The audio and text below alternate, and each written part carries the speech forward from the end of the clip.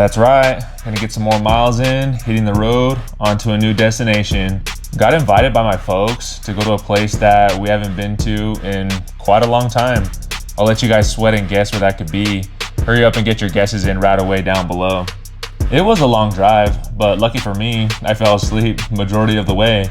I might be one of the worst passengers to drive with, or the best depending on the way you look at it. Cause I can fall asleep at the drop of a hat, especially in a vehicle. I think that's how they used to put me asleep as a kid, drive me around the block, and I'd be out the time they came back after just one loop around. The only times to really wake up was on a pit stop to stretch the legs, fill up on gas, and eat a little something. And yep, all that food is mine. Always gotta have enough food for the drive and the stay. Always come prepared. And after a 7-8 hour drive, we finally made it. And some of you might recognize it. We are in Nevada, but not in Las Vegas. We're in Laughlin. If you've never been to Laughlin, it's like mini Las Vegas. It has about 7 or 8 casinos within a half-mile radius, and the Colorado River is literally right there. We just drove over it, but a cool place to come visit for the summer. And this is a poker channel, so we called in advance to get the green light to film, which we got, so let's play some cards. We're staying at the RiverSide Hotel and Casino, and that's the only poker room that gave us the okay to film. And here at the RiverSide, the only no limit game they have is a 1-2, but there's no max buy-in, so it could get interesting. We start the session around 9:30 p.m. Our name gets called, we sit down with $1,000 to start, and let's see what we can do. We get off to a hot start, our second hand Del 10. We have Queen 10 offsuit on the button. We raise to $10. The small blind immediately 3-bets to 30. The big blind gets out of the way, and we like being in position, so we call for 20 more, and we're heads up to a flop. And we flop top and bottom pair on a Queen Jack 10 rainbow board. The small blind surprisingly checks to us, and it's not rocket science. We have a pretty good hand, so we're gonna make a bet, and we throw out 25. But he folds pretty quickly. Must have just had a smaller pocket pair of some sort. But it's always nice to be up early on the session, no matter how small. This next hand is an interesting one. There's a button straddle to $5. We're in the cutoff with pocket jacks. There's one limper in the field, action on us, and we raise it up to $25. The action was changed, so the button is next up. He calls for 20 more. The small blind calls as well. The big blind gets out of the way, and the limper comes along, so 4 ways to a flop. And it comes 9-7-5 with 2 clubs. The small blind checks, but the limper, the low jack, bets out $55. He's betting out into me, the pre-flop aggressor, and 2 other opponents. Again, I said it many times to check to the aggressor, and at lower stakes, people do some strange things. So I don't know what this lead means yet. So we just call with our overpair. The button and the small blind get out of the way. So heads up now with the guy who doesn't know how to check and flow. And the turn comes, another undercard, it's a 3 of hearts, bringing in the backdoor flush draw. So now there's 2 flush draws on board. He learns his lesson this time and checks in flow to us. Well, I guess it's not in flow really anymore because he was the aggressor on the flop, but you know what I mean, he checks. So action's on us, and I think we gotta go for some value here and charge draws. We bet and make it a smaller size in case he is trapping with a set. We make it $65. If he does happen to raise, we can pretty easily let our cards go. Most people at lower stakes aren't bluffing too often with draws. They pretty much just have it. He does think about it for a little bit, and it doesn't seem like he's contemplating a raise, so kind of hoping for a call, but he eventually gives up and folds. It's strange. I still would want to know what the lead into the aggressor means. Let me know what you guys think. And finally, someone leaves the table and calls it a night, so we switch seats to get a better view for you guys. I told you guys at smaller stakes, players do some strange things, and in this hand, one of the top strangest things I've ever seen someone do happens. I just have to share it. We've been pretty aggressive so far. It's been a more passive table, so I've just taken the initiative. We're on the button, and there's a middle position raise to $10. The next to act, cold calls, and the cutoff calls as well. We're next to act and look down at Queen Jack offsuit. I told you we love being in position and want to take advantage of all the dead money, so we bump it up and throw out $50. If we can go heads up, that'd be great, because I feel we have an advantage playing post-flop against these players. The small blind gets out of the way, but the big blind, talking out loud, going over the action, announces all in. And it's for around $600. Everyone, including myself, just snap folds. He said he had 2 red aces, and I believe him, I mean, he was drinking a lot, but definitely wasn't stupid. I played with him a lot these next few days, and he was a good player. Likes to drink and definitely use that image to his advantage. He said the reason he did that, like the reason he went all in that hand, was because of the same colored Aces Cracked promotion. Over here at the RiverSide, they have some cool promotions like High Hands and Aces Cracked, and if they were same color Aces Cracked, it was a $300 promotion. But still, promotion or not, I don't think jamming over the top to $600 was a very smart play. But what do I know? My chips and everyone else's chips are going to him. On a side note, well, kind of piggybacking off the promotion talk, another interesting rule that this poker room had was they really enforced no cussing. If someone said F especially, they'd get pretty bugged. The dealers and even some of the locals would say no cussing, which I thought was strange. They really didn't like the F word at all for some reason. I know I got told a handful of times over this trip to not cuss. I got better at it as the days went on, but still would catch myself slipping. I'm not really sure the reason why they have that rule. I never asked, but if I were them, and I'm not getting paid to say this, even though I should, because I think it's a good idea. A clever promotion would be something like $1 into the swear jar every time a player says the F word, and maybe on certain days do splash pots with that money. It would be kind of silly and dorky, but pretty unique at the same time, because I don't know any other poker rooms that have a no cussing rule. I don't know, I'm just throwing out ideas. So if anyone here at the RiverSide is watching this, I want my cut of the swear jar splash pot promotion. And we're back to the poker. The very next hand, there's a middle position limp for $2. The next to act, the low jack raises to 12. The hijack calls, action on us in the cutoff, and we look down at ace jack offsuit. A decent hand, but not good enough to go multi-way, so we raise it up to $35. Too small, now that I'm thinking about it. If there wasn't a caller in the hijack, sure, it's an okay size, but the one caller should have made it 45 or even 50. But that's what we do, we make it 35.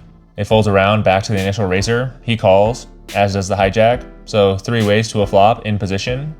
And it comes ace high, ace 4-8 rainbow. It checks to us, and we have top pair. We're gonna build this pot, so we make a c-bet and throw out $40. The low jack mucks his cards, but the hijack isn't going anywhere, he calls. The turn is a 5 of clubs. He checks for a second time, and I still feel like we have the best hand, so we throw out another bet, this time for $60. He snap calls, usually indicative of a draw of some sort, but again, at smaller stakes, weirder things happen, and I don't think we have too much to worry about, because the river is another ace, it's ace of hearts. If he does have a draw, he's not gonna call anything, so when he checks to us again, I wanna go a little bit bigger. Maybe we can get called light, because now it's less likely we have an ace, because there's 2 now on board. So if he has a hand like pocket anything really, he could look us up. Or if he does happen to have the case ace with an inferior kicker, $250, $275 can easily get called. So that's the wager, $275. He lets out a big sigh, so I guess he doesn't have a draw, because a draw is a no-brainer decision. So now we're hoping for a call, because we know we have the best hand. But he folds pretty quickly afterwards, so maybe too big of a bet for this game and this player. Hard to say, but got 2 streets of value, so we'll take it. This next hand happens about an hour later. We're in middle position, and there's an under the gun raise to $12.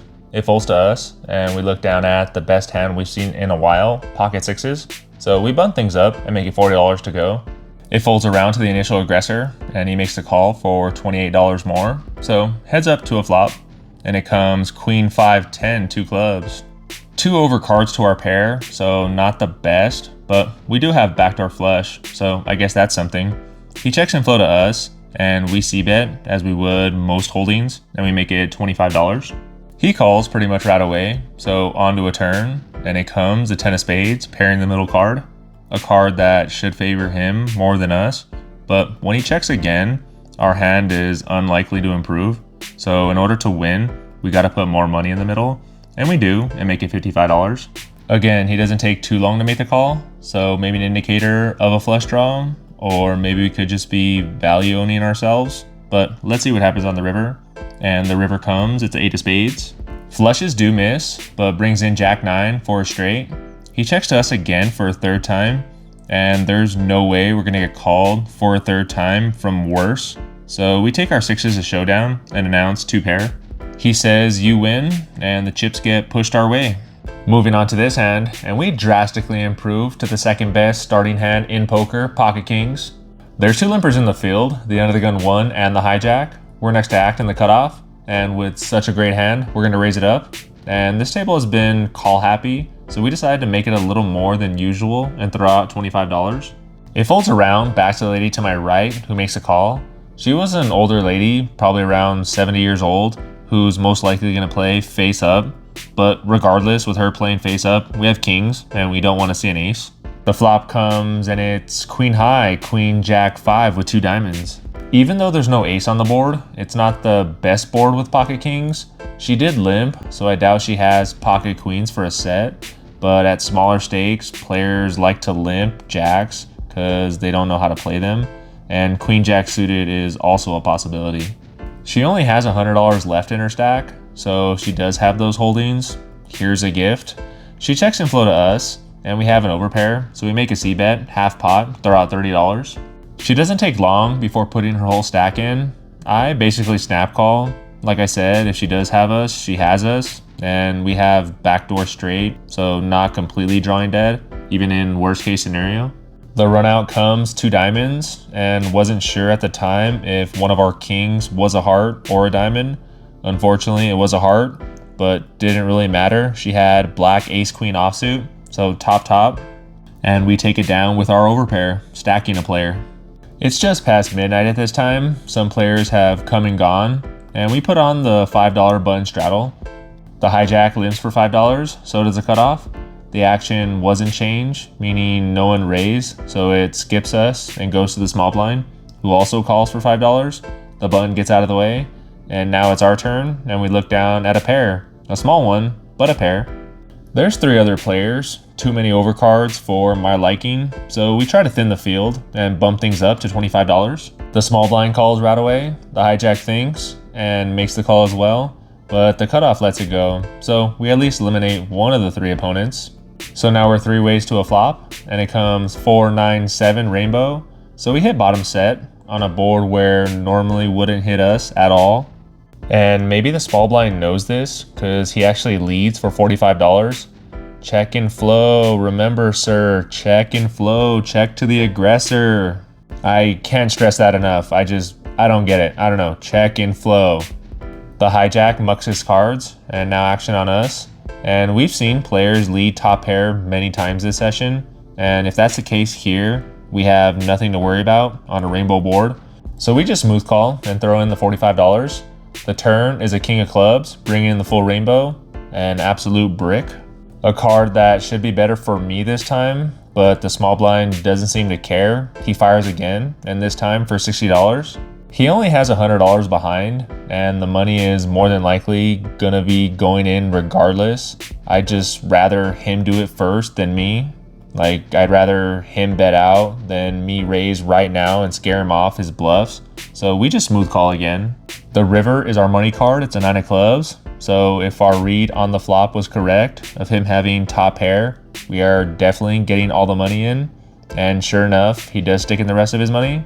And I beat him into the pot, thinking we just stacked another opponent, but he flips over his cards and he has king 9 offsuit. Wow. I almost didn't believe it when I saw it. What a river. Can you put that, or never mind, you're good. No, you're good. Hold on. Yeah, no, take a video. Appreciate you. What a river. I said you might have something bigger. I was gonna jam on the turn, but it was gonna go in anyway. Yeah, you'd never fold. 101 is that? But it's a rainbow board. 100. There's a lot of chips. Oh no, he has a lot of chips. He might fold on the turn if there's a lot of chips, but he didn't have. No, he's not folding top 2. What a river was right. Jeez. Runner for a bigger full house, leading out with less than 5% chance of winning and getting there. I guess it could have been worse. He could have had $1,000 or more in his stack. Glad he only had $100 behind. Well, there goes all our profits so far, playing for the last 3 hours. It's funny how this game works. play well for hours, making a decent profit, and just get coolered one hand to get back in the red. But still more cards to come. Gotta keep moving forward. Never give up, right? On to this one, a full orbit goes by. There's a hijack limp for $2. We're next to act in the cutoff, and we look down at ace-2 offsuit. We only have to get past the button to be in position, so we raise it up to 15. The button cold calls the 15, so there goes that plan of being in position. The small blind, who I guess posted, folds, and the hijack limper calls, so 3 ways to a flop, and it comes 3 king 7 with 2 hearts. Not a whole lot going for us, but when the hijack checks in flow, the king is better for our range, so we make a c-bet and throw out $20. The button calls $20, and the hijack gets out of the way, so now we're heads up. The plan is to keep on betting till he gives up, and the turn comes and it's another heart, it's a 4 of hearts. I know we have 2 red cards, offsuit, not sure if we have the ace of hearts or not. I don't really want to look and check, because usually people remember if they have suited cards, so if I look, that can tell my opponent I don't have a flush. We're first to act, and we're sticking with the plan to bet till he gives up, and we throw out another one, and this time's for $40. Before the dealer can separate and count the size of the bet, the button announces all in. Now it's time to check if we have the ace of hearts, because he only has $134 total in his stack, so if we do have the ace of hearts, we're probably priced in to draw to the nuts. But it was the other red card, and we show him and fold, giving the same player who bowed overbowed us more chips.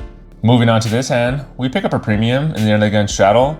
The hijack, who just sat down at the table, who still had his rack and bought in for $1,000, he limps for 5. It folds all the way around to us, and definitely gonna raise this up, and we do. We make it $30 to go. The hijack makes the call for $25 more, so heads up to a flop, and we flop top 2 pair on all diamond board. We're first to act, and we like our hand, obviously, so we c-bet, throw out $20. He thinks for over a minute, which was surprising. Is he thinking about making a move, or was he new to the game? Hard to really know, because he just sat down, but after thinking that long, he does throw in the money for a call. Definitely gonna play this with our guard up, because if it was Hollywooding, then he sure fooled me. The turn is a 10 of spades. Introducing a straight possibility. We're first to act and can't be afraid of the 10, so we continue firing, this time for $50. He thinks for a lot less than last time and mucks his cards. It's not a big pot or anything, but feels like forever since we won a hand and finally get some chips pushed our way. The last hand we're gonna go over in this session, we're in lane position. The guy to my right limps for $2. We're next to act and look down at a pretty hand, king queen suited. We raise it up to 15. The cutoff folds, action on the button, who pulls out some raising chips and does just that. He 3-bets to $40. It folds back to us, and it's not even a 3x, so we make the call pretty easily. And we're heads up to a flop out of position, and it comes queen high, queen jack 8 rainbow. We are first to act, and remember, check and flow. Even though we did hit and like the board, we check and flow to him. Even though the board is much better for our range than his, he throws out a c-bet and makes it $60. We aren't going anywhere, but question is, do we smooth call or do we raise now? I think all raising does is getting rid of all smaller pocket pairs, maybe ace king with no backdoor flush. So we just smooth call and see what develops on the turn. With a little over $200 in the middle, the turn comes and it's a brick, it's a 4 of clubs. We check and flow again, see if he wants to slow down or not, and he thinks for a bit and then announces all in. It's over the size of the pot, around $300. And I don't see a world where I'm ever good here. It'd be a pretty nice play with ace king of clubs, but other than that, it smelled like an overpair all day. So I confidently show a queen and muck. I egg him on to show his cards for the channel. Of course, duh. He flips his cards over and he does show pocket aces. After that, it was almost 2 in the morning and the table was getting short, players getting tighter. So we just decided to call it ourselves, rack up and cash out.